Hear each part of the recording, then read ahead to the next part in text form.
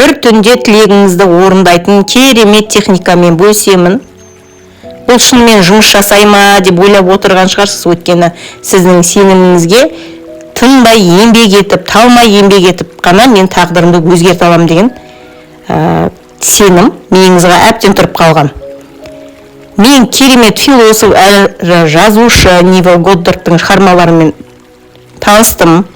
Кез келген тілекті орындалу үшін ұйықтар алдында қалай дұрыс армандауға болатынын кезең-кезеңмен айтып берем. Білесіз ба, мен өте қатты таң қалдым бұл техниканың өте жақсы, күшті жұмыс жасайтынын.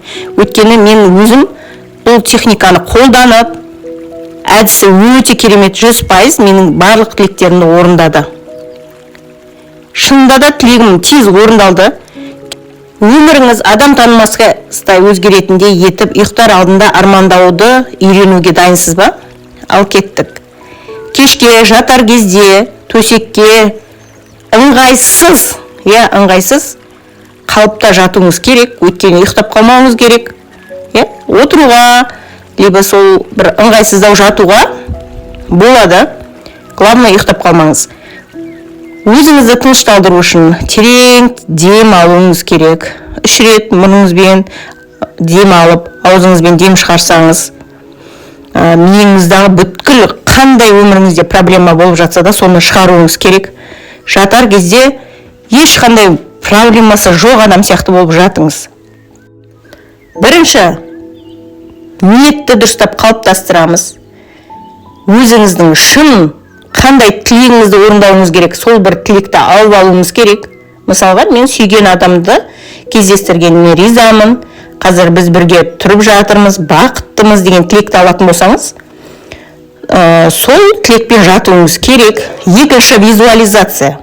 Көзіңізді жұмып, қалаған нәтижеңізді мүмкіндігінше егжей-тегжейлі елестетсеңіз, осы жаңа шындыққа шындық деп есептеп, иісті, дыбыстарды сезініңіз, сонымен бірге өмір сүріп жатқандай. Визуализацияны жанды эмоциямен толтыруымыз керек.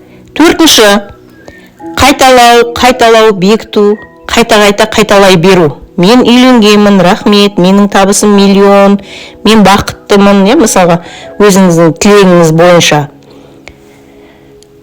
Ұйықтағанша қайталай беріңіз осы визуализацияны. Мен көріп болдым, ары қарай бір кино сияқты жалғастыра бермеңіз. Уже тұрып жатқандай, сол уже эмоцияны сезініп, эмоцияңыз шығып, қуануыңыз керек, эмоцияңызды шығаруыңыз керек. Визуализация кезінде және ең соңы ұйықтап қалу. Ұйықтайым дегенше қайталай беріңіз, және күнде жатар кезде осыны визуализацияны жасаңыздар. Міндетті түрде тілегіңіз орындалады. Неге ұйықтап кету керек дейсіз ғой? Өйткені сана тынышталып, сана асты ең көп қабылдаушыға айналғанда ұйқыға жақын, ерекше психикалық күй деп сипаттайды осы уақытта. Және бұл нәзік және материалдық әлем арасындағы айырмашылық ең аз болатын сән. Сол сәт ұйықтар алды. Сіз именно ұйықтар алдында нәзік әлемде тұрған сіздің визуализацияңыз тығыз материалдық осы әлемге, біздің тұрып жатқан әлемімізге өте оңай ауысады. Сондықтан армандай беріңіз, визуализация жасаңыз, главное бір ниетті алыңыз, күнде жатарға орындалғанша сол тілекпен жұмыс жасаңыз. Ары қарай уже ұйқыға кеткеннен кейін бұл ғаламға, Құдайға деген терең сенім, сондай-ақ осы мүмкіндікке ие болған үшін алғыс айтып жатсаңыз, керемет ракета болып тілегіңіз ұшады. Ризашылықты ұмытпаңыз, өйткені сіздің тілегіңіз орындалатынына сендіңіз ғой, және оны шыдамдылықпен күтіңіз. Қуанышты, сүйіспеншілікті, тыныштықты, қанағаттануды және бақытты сезініңіз. Тілегіңіз орындалады, қазір барлығы жақсы, өміріңіз керемет. Осы техникаларды жасаңыздар. Енді бұдан ары қарай өте көп техникалармен бөлісемін. Невил Годдардтың және басқа да философтардың. Менің каналыма жазылып, лайк бассаңыздар, комментария жазсаңыздар, міндетті түрде оқып, сіздерге кері жауап қайтарамын. ең главный ұмытпауларыңыз керек. Визуализация, бірінші тілегіңізді алып алыңыз, ниетіңізді алып алыңыз, жататын кезде визуализация жасаңыз, эмоцияны сезініңіз, қайталай беріңіз, ұйықтап қалмауыңыз керек. Ыңғайсыз позада жатыңыз, ыңғайсыз.